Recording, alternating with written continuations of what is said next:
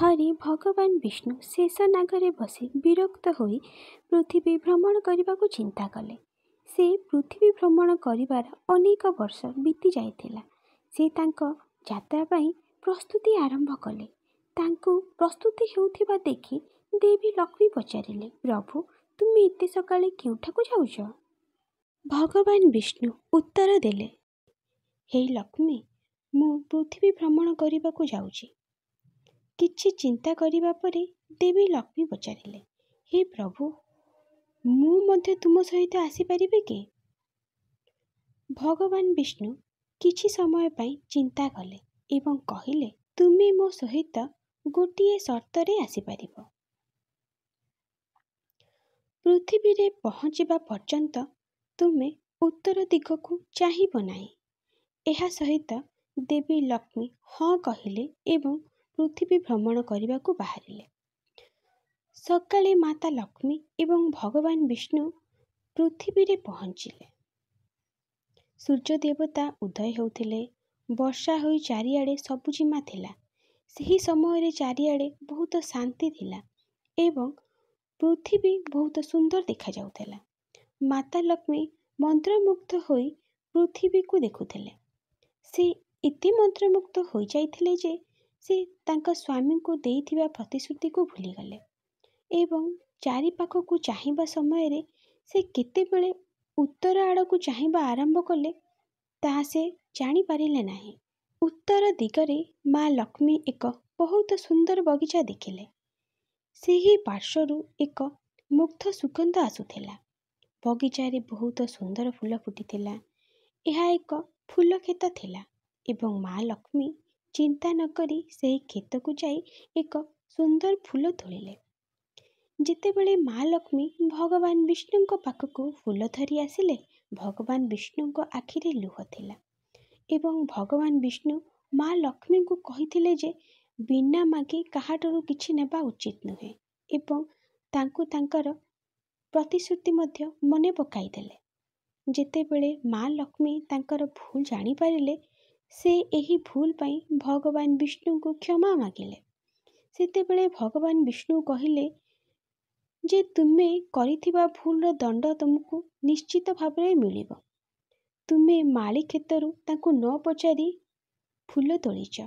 ଏହା ଏକ ପ୍ରକାରର ଚୋରି। ତେଣୁ ତୁମେ ମାଳିଙ୍କ ଘରେ 3 ବର୍ଷ ପାଇଁ ଚାକର ଭାବରେ କାମ କରିବାକୁ ପଡ଼ିବ। ତାପରେ ମୁଁ ତୁମକୁ ବୈକୁଣ୍ଠକୁ ଫେରାଇ ଆଣିବି। ଦେବୀ ଲକ୍ଷ୍ମୀ ନୀରବରେ ମୁଣ୍ଡ ନୁଆଁଇ ରାଜି ହୋଇଗଲେ। ଦେବୀ ଲକ୍ଷ୍ମୀ ନିଜକୁ ଜଣେ ଗରିବ ମହିଳା ରୂପରେ ଛଦ୍ମବେଶ କରି କ୍ଷେତ ମାଲିକଙ୍କ ଘରକୁ ଗଲେ। ଘରଟି କେବଳ ଏକ କୁଡ଼ିଆ ଥିଲା ଏବଂ ମାଲିକଙ୍କ ନାମ ମାଧବ ଥିଲା। ମାଧବଙ୍କର ସ୍ତ୍ରୀ, 2 ପୁଅ ଏବଂ 3ଟି ଝିଅ ଥିଲେ। ସମସ୍ତେ ସେହି ଛୋଟ କ୍ଷେତରେ କାମ କରି ଜୀବିକା ନିର୍ବାହ କରୁଥିଲେ। ଯେତେବେଳେ ଦେବୀ ଲକ୍ଷ୍ମୀ ଜଣେ ସରଳ ଏବଂ ଗରିବ ମହିଳାଙ୍କ ବେଶରେ ଛଦ୍ମବେଶ ହୋଇ ମାଧବଙ୍କ କୁଡ଼ିଆକୁ ଗଲେ, ମାଧବ ପଚାରିଲେ, ଭଉଣୀ, ତୁମେ କିଏ ଏବଂ ତୁମକୁ ଏବେ କ'ଣ ଦରକାର? ଦେବୀ ଲକ୍ଷ୍ମୀ ଉତ୍ତର ଦେଲେ, ମୁଁ ଜଣେ ଗରିବ ମହିଳା ଏବଂ ମୋର ଯତ୍ନ ନେବା ପାଇଁ କେହି ନାହାନ୍ତି। ମୁଁ ବହୁତ ଦିନ ଧରି କିଛି ଖାଇନାହିଁ। ମୋତେ କୌଣସି କାମ ଦିଅ। କେବଳ ତୁମ ଘରର ଏକ କୋଣରେ ମୋତେ ଆଶ୍ରୟ ଦେଇଦିଅ। ମାଧବ ଜଣେ ଦୟାଳୁ ବ୍ୟକ୍ତି ଥିଲେ ଏବଂ ସେ ତାଙ୍କ ପ୍ରତି ଦୟା କରୁଥିଲେ। ସେ କହିଲେ, ଯଦି ମୋର 3ଟି ବଦଳରେ 4ଟି ଝିଅ ଥାନ୍ତେ, ତେବେ ସେ ବି ଆମ ସହିତ ଚଳିଥାନ୍ତା। ଯଦି ତୁମେ ମୋ ଝିଅ ହୋଇପାରିବ ଏବଂ ଆମେ ଯାହା ଖାଇବୁ ସେଥିରେ ଖୁସି ହେବ, ତେବେ ଝିଅ ଭିତରକୁ ଆସ। ମାଧବ ଲକ୍ଷ୍ମୀଙ୍କୁ ତାଙ୍କ କୁଡ଼ିଆରେ ଆଶ୍ରୟ ଦେଇଥିଲେ ଏବଂ ଲକ୍ଷ୍ମୀ ମାଧବଙ୍କ ଘରେ 3 ବର୍ଷ ପାଇଁ ଦାସୀ ଭାବେ ରହିଲେ। ଲକ୍ଷ୍ମୀ ମାଧବଙ୍କ ଘରେ ପହଞ୍ଚିବାର ପରଦିନ ମାଧବ ଫୁଲରୁ ଏତେ ରୋଜଗାର କଲେ ଯେ ସେହି ସନ୍ଧ୍ୟାରେ ଏକ ଗାଈ କିଣିଲେ। ତାପରେ ଧୀରେ ଧୀରେ ମାଧବ ବହୁତ ଜମି କିଣିଲେ ଏବଂ ସମସ୍ତେ ସୁନ୍ଦର ସୁନ୍ଦର ପୋଷାକ ତିଆରି କଲେ ଏବଂ ତାପରେ ଏକ ବଡ଼ ସ୍ଥାୟୀ ଘର ତିଆରି କଲେ। ତାଙ୍କ ଝିଅ ଏବଂ ତାଙ୍କ ସ୍ତ୍ରୀଙ୍କ ପାଇଁ ମଧ୍ୟ ଅଳଙ୍କାର ତିଆରି କଲେ। ଘରଟି ବି ଏବେ ବହୁତ ସୁନ୍ଦର ଦେଖାଯାଉଥିଲା। ଘରଟି ବହୁତ ବିରାଟ ମହଲାର ସେ କରି ପକାଇଲେ। ମାଧବ ସବୁବେଳେ ଭାବୁଥିଲେ ଯେ ଏହି ମହିଳାଙ୍କ ଆସିବା ପରେ ମୁଁ ଏସବୁ ପାଇଛି। ମୋର ଭାଗ୍ୟ ଯେ ମୁଁ ଏହାକୁ ଝିଅ ରୂପରେ ମୋ ପାଖକୁ ଆସିଛି। ଏବେ 2-3 ବର୍ଷ ବିତି ଯାଇଥିଲା, କିନ୍ତୁ ମା ଲକ୍ଷ୍ମୀ ଘରେ ଏବଂ କ୍ଷେତରେ ପୂର୍ବପରି କାମ କରୁଥିଲେ। ଗୋଟିଏ ଦିନ ଯେତେବେଳେ ମାଧବ କ୍ଷେତ କାମ ସାରି ଘରକୁ ଫେରିଲେ, ସେ ଦେଖିଲେ ଯେ ଜଣେ ମହିଳା ଦେବୀ ରୂପରେ ତାଙ୍କ ଘର ସାମ୍ନା ଦ୍ୱାର ପାଖରେ ଠିଆ ହୋଇଛନ୍ତି। ଅଳଙ୍କାରରେ ଲଦି ଭଲ ଭାବରେ ଦେଖିବା ପରେ ସେ ଚିହ୍ନି ପାରିଲେ ଯେ ଏହା ମୋର ପାଳିତା ଚତୁର୍ଥ ଝିଅ, ଅର୍ଥାତ୍ ସେହି ମହିଳା, ଏବଂ ସେ ଚିହ୍ନି ପାରିଲେ ଯେ ସେ ତ ହେଉଛନ୍ତି ମହାଲକ୍ଷ୍ମୀ।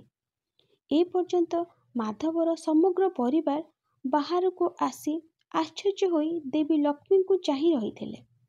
ମାଧବ କହିଲେ, ମା, ଦୟାକରି ଆମକୁ କ୍ଷମା କରନ୍ତୁ। ଆମେ ଅଜାଣତରେ ତୁମକୁ ଘରେ ଏବଂ କ୍ଷେତରେ କାମ କରାଇଲୁ। ମା, ଆମର କ'ଣ ଅପରାଧ କରିଛୁ କି? ଦୟାକରି ଆମ ସମସ୍ତଙ୍କୁ କ୍ଷମା କରନ୍ତୁ। ମହାଲକ୍ଷ୍ମୀ ହସି କହିଲେ, ମାଧବ, ତୁମେ ବହୁତ ଭଲ ଏବଂ ବହୁତ ଦୟାଳୁ ବ୍ୟକ୍ତି। ତୁମେ ମୋତେ ତୁମର ଝିଅ ପରି, ତୁମର ପରିବାରର ସଦସ୍ୟ ପରି ବ୍ୟବହାର କଲ। ପ୍ରତି ବଦଳରେ ମୁଁ ତୁମକୁ ଆଶୀର୍ବାଦ କରୁଛି ଯେ ତୁମର କେବେ ବି ସୁଖ କିମ୍ବା ଧନର ଅଭାବ ହେବ ନାହିଁ। ତୁମେ ସମସ୍ତ ସୁବିଧା ପାଇବ ଯାହା ତୁମେ ପାଇବାର ଯୋଗ୍ୟ। ତାପରେ ଦେବୀ ଭଗବାନ ବିଷ୍ଣୁଙ୍କ ଦ୍ୱାରା ପଠାଯାଇଥିବା ରଥରେ ଚଢ଼ି ବୈକୁଣ୍ଠ ଅଭିମୁଖେ ପ୍ରସ୍ଥାନ କଲେ। ତେବେ ବନ୍ଧୁଗଣ, ଯଦି ଭିଡ଼ିଓଟି ଭଲ ଲାଗିଛି ହେଲେ ଭିଡ଼ିଓଟିକୁ ଲାଇକ୍ କରିବେ, ଏ ଚ୍ୟାନେଲଟିକୁ ସବସ୍କ୍ରାଇବ୍ କରିବେ। ଏହିଭଳି ପୌରାଣିକ କାହାଣୀ ଶୁଣିବା ପାଇଁ କମେଣ୍ଟରେ ଜୟ ଜଗନ୍ନାଥ ନିଶ୍ଚୟ ଲେଖିବେ।